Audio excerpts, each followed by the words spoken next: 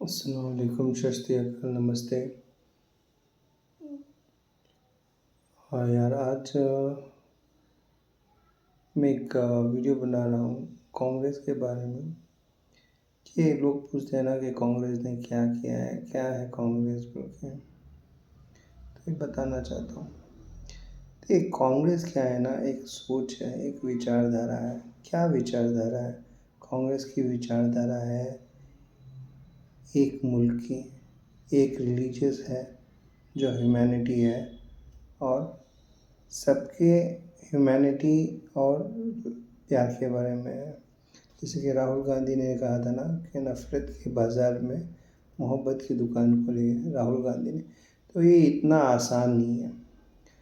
जहाँ पे इतना नफ़रत फैलाया जा रहा है, जहाँ पे भाई भाई को जो बरसों से हज़ारों साल से साथ रह रहे हैं उन लोगों को तोड़ा जा रहा है, एक दूसरे के दिल में नफ़रत एक दूसरे के लिए डाली जा रही है नहीं।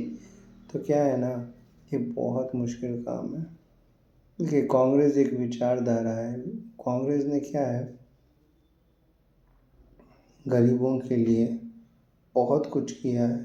जैसे कि पहले जो ज़मींदार होते थे वो लोग कम सूद ज़्यादा सूद पे पैसा देते थे किसानों को, और उनसे ज़मीन लेके क्या करते, छीन के उन्हीं किसानों को उन्हीं के ज़मीन में काम पे रखते, क्योंकि वो दे नहीं पाते थे गरीबी की वजह से।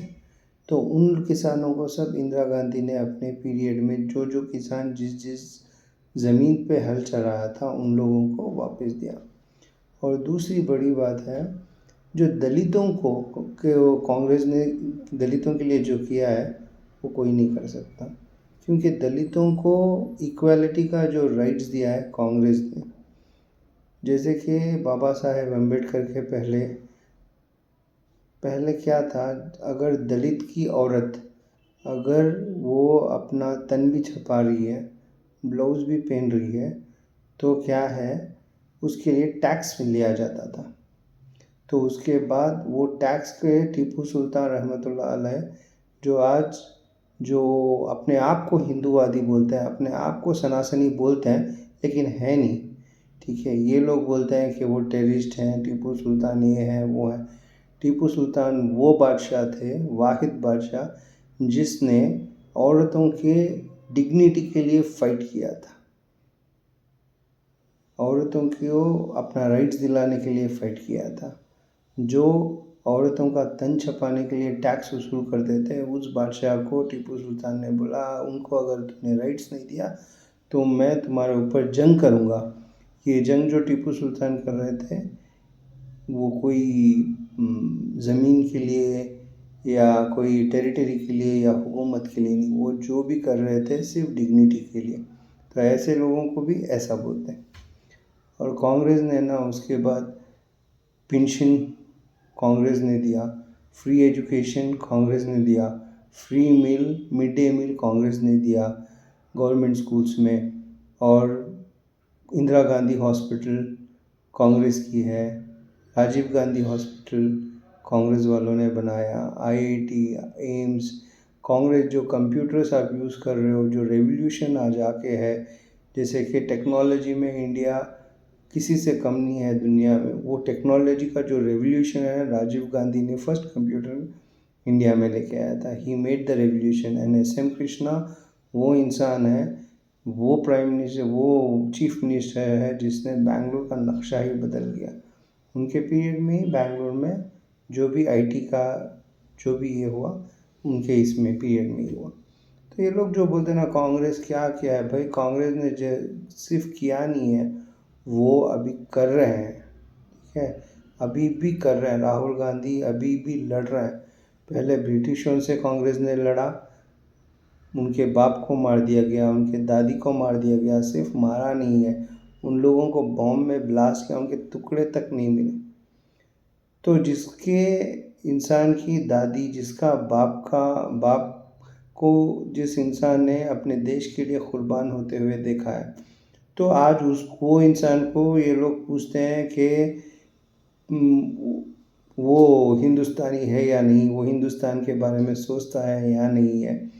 भाई जो लोगों ने अंग्रेज़ों के तलवे चाटे हुए हों, जो लोगों ने अंग्रेज़ों के लिए सामने सरेंडर हो गए हों, जो लोग आ जाके डर के जेल से बाहर निकालने के लिए माफ़ीनामा लिख के दिया हो, तो वो उन लोगों को कोई हक़ नहीं है पूछने के लिए कि राहुल गांधी क्या है। कांग्रेस आज भी बहुत कुछ कर रही है, कांग्रेस लड़ रही है।